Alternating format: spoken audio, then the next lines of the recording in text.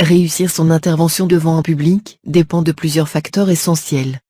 Chaque intervenant devra au préalable déterminer les caractéristiques de personnalité de son auditoire. Ce type d'analyse est appelé profilage public et a commencé dans les années 1960 avec les travaux de Manning et Reiss. Leur modèle pour le profilage public suggère que les membres de votre public tomberont dans l'une des 4 catégories: soutien, sensible, directive et réfléchissante. Manning et Reiss décrivent les traits associés à chaque type de personnalité et fournissent des lignes directrices de présentation pour chacun.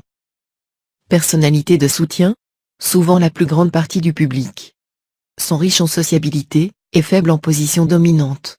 Craignant souvent le changement, ils ont tendance à être fidèles, stables, solides, fiables et des bons travailleurs. Pour le style de présentation à adopter, utilisez des mots qui vous montrent soucieux de la conséquence, surtout si le changement est probable. Dans votre argumentation, montrez-vous anticipant, pour des issues litigieuses. Personnalités sensibles sont axés sur la population, préférant les grandes images à trop de détails. Ils ont tendance à être sociables, animés, spontanés, non structurés. Pour le style de présentation à adopter, décrire les questions en conseil. Donner des détails dans un document. Garder la présentation courte et aller directement au point.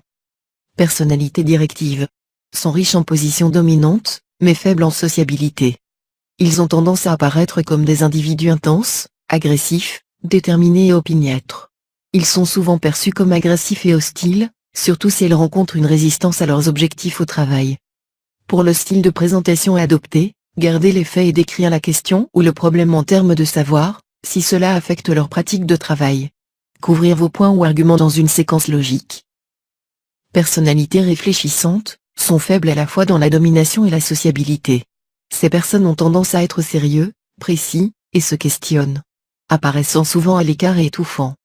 Ils occupent souvent des postes liés aux produits, tels que les scientifiques et les ingénieurs, dans lesquels il est bénéfique d'être attentif aux détails. Pour le style de présentation à adopter, assurez-vous de donner beaucoup de détails. Donnez des documents à l'appui de vos arguments. Anticipez et préparez vos réponses aux questions et objections probables. Ce qui est important, est que vous êtes en mesure de discerner chacune de ces personnalités dans votre auditoire, et proportionner le total que chacune représente. Le profilage public est un outil imparfait, il peut vous aider à comprendre votre auditoire. Cependant, vous aurez aussi besoin de faire un effort conscient, pour évaluer leurs besoins dans le cadre de votre planification, et afin de créer une présentation efficace qui résonnera avec eux.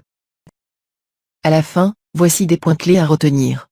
Il est essentiel de connaître votre public, et de faire en sorte que votre présentation tient compte de leurs connaissances actuelles, le niveau d'intérêt, et ce qu'ils veulent.